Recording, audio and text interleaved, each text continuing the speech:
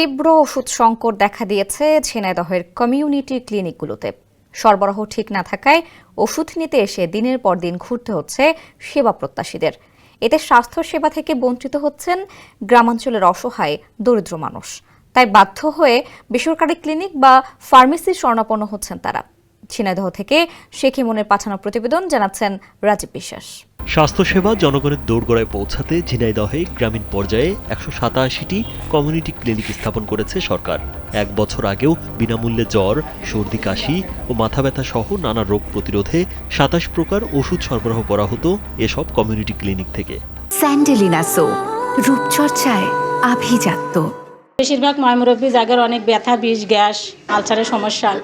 এই ওষুধগুলাই ১০-১২ দিন যাবৎ একেবারেই খুবই ঘাটতি। সরকারের ওষুধ তো ঠিক মতো আমরা দিচ্ছে না। আমরা তো এখান থেকে নিয়ে উপকারিত হই, খুব এখন পাচ্ছে না, ঠিক মতো ভোট দিয়ে পাচ্ছি না, আমরা সরকার ভোট দিচ্ছে না, ওষুধ পাচ্ছি না। কষে ওষুধ আর না আসলে আমি কনতে দেবো, সে হাতে না পালি কনতে দেবে। আসলে যে ফিরে ফিরে যাচ্ছে জ্বর, মাথায় জ্বালা, মা।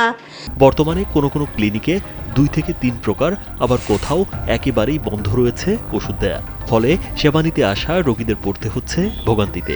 ওষুধ না পেয়ে ফিরে যাচ্ছে সেবা প্রত্যাশীরা। অতিরিক্ত অর্থ খরচে শহর থেকে সংগ্রহ করছে প্রয়োজনীয় ওষুধ। আমরা ওষুধ আগে পাতাম, এখন পাই না, ওষুধ আসে না, ওষুধের জন্য মানুষ ফিরে ফিরে যায়।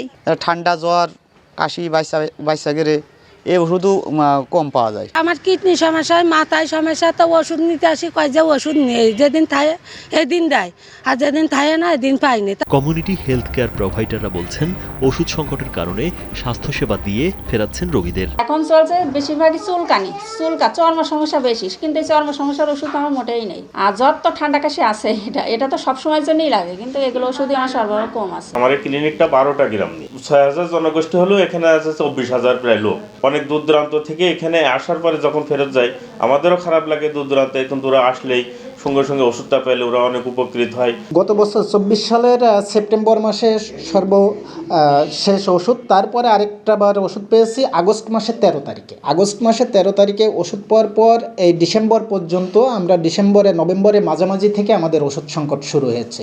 এদিকে স্বাস্থ্য বিভাগ বলছে, কবে নাগাদ সংকট নিরসন হবে তা বলা মুশকিল।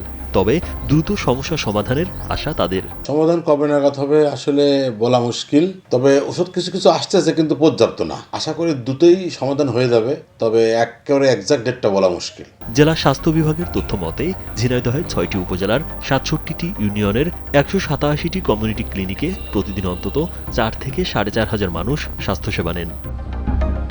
রাজীব বিশ্বাস, কালবেলা।